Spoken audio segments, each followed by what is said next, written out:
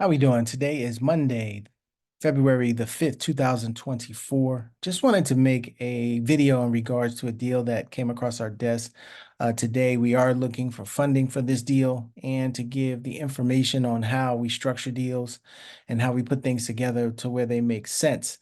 So I just want to run through this really quickly. We do try to teach people how to create notes, also buy and sell real estate notes. We feel like right now is a great time in the market, the way that the market conditions are to understand real estate notes and investing in real estate notes. That is something that's going to take us through probably the next 18 to 24 months, maybe even a little bit further than that. So these are some of the deals that we look to do that come across our desk right now. So I'm going to go through that and show you how we put this together. So I'm going to share my screen here, and this is the property right here. These are the photos. This property is in Lubbock, Texas. As you can see here, here's the address on 86th Street on the front of the property. Really good property, really nice looking. Doesn't need work at all. Maybe some light touch up paint or something like that, but really, really good condition. So I'm going to run through the numbers here. We're looking at a value on this particular property of $265,000. That is what, once we get into the deal, what we would be looking to sell it for. And when we sell the property, what we do is we create the financing for the end buyer. We create a note or two notes, actually. That's the way that we do it for the end buyer who is going to live in the property. So we are going to take this over subject to the current loan is just under $190,000, as you can see here. So based on the value of the property, it does have some equity, but for whatever reason, it's been on the market. It's not selling to a traditional buyer who is going out there and getting a loan. And we're seeing a lot of that right now. So there are opportunities for those people that may not be able to get qualified through a bank, but still have enough money, have enough down payment, have the finances in order to become homeowners, but for whatever reason, lending institutions are not qualifying them. And there could be a number of reasons for that. We won't get into all of that right now, but this is the underlying balance of the loan. It does have a realtor that's trying to sell the property. It was brought to us by a wholesaler. So the money that we get from our funder is going to do uh, four things. It is going to pay the cash to the agent. It's going to pay the assignment fee for the wholesaler. It's going to pay our closing costs. And there's some arrears and there are some holding costs that we have. So all of that will be paid by the person that funds this particular deal, and that's just how that breaks down right there. The current loan, the payment is about just over $1,640. But this is why this right here, this 2.875%, this is the security that the person who funds this would have in this particular deal. You're not going to see a lot of 2.875 interest rate loans that have 324 months left on them.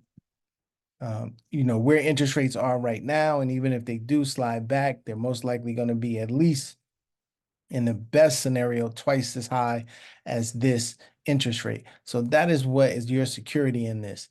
So, but as we go through it, I'll explain, what we do and how you'll be secure. There is some solar panel on this that still needs to be paid, and that'll be paid with the monthly payment that we are covering. And it's got some months left on it, but we'll take care of that in this process. When we sell the property, 265,000, we are going to get at least 10% down, and then we're going to create two notes. So you have this first position note that's there, and then the person that funds our deal is going to be in second position, and then what we do is create a third and a fourth.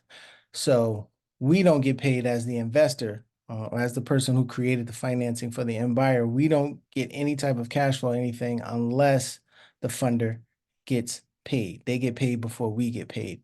So this would go into third and fourth position.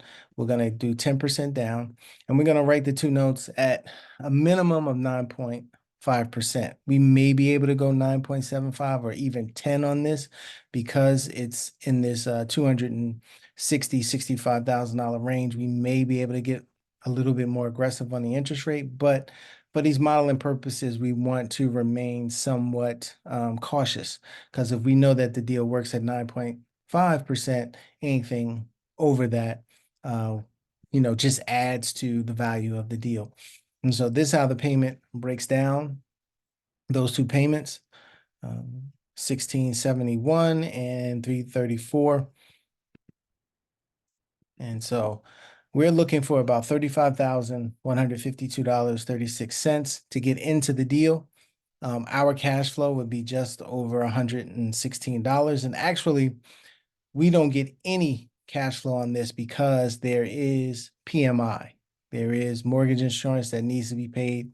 So we're going to have to take our cash flow and take care of that, because the buyer that we put into the property, we cannot pass that on to them. So we have to cover that. So we're really not going to be making any money on a monthly basis, but we're okay with that. And we'll show you why. So we're looking at, over the next 66 months, basically 5.5 years, paying 18%. We can pay 18% and $842.74 to an investor that funds this deal. Now, if we can get some better terms on the interest rate and the months, what we'll do is we will do an equity split on this on the back end. And that shows up right here.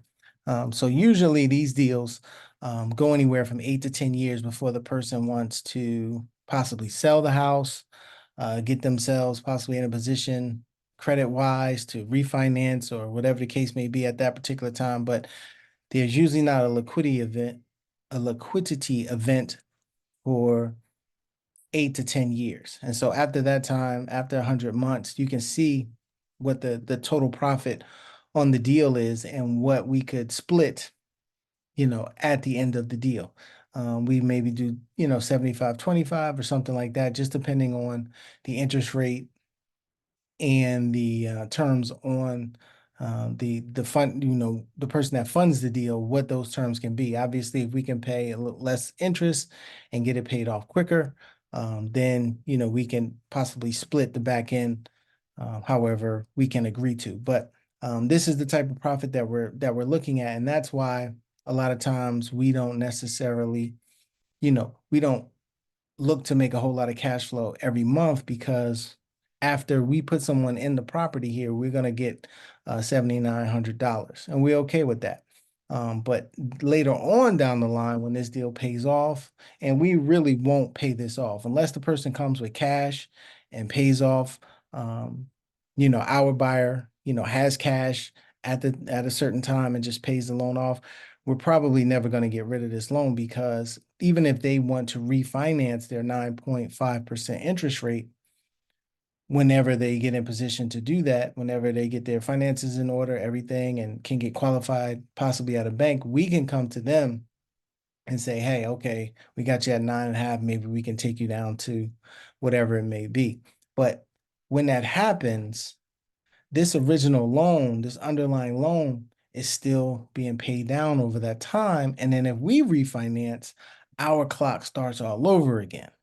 So we're building in more equity, because now it's going to start over from 360 once again if the person refinances. So we then at that particular time can go back in and see what works, and see what what are they being offered by a bank, and can we match that, and it makes sense for us to do that, so we don't have to get this underlying low loan ever paid off at 2.875. We want to keep that in effect as long as possible. And like I said, the only thing that could happen where that would go away is if they come to the table with cash based on what our buyer's amortization schedule is.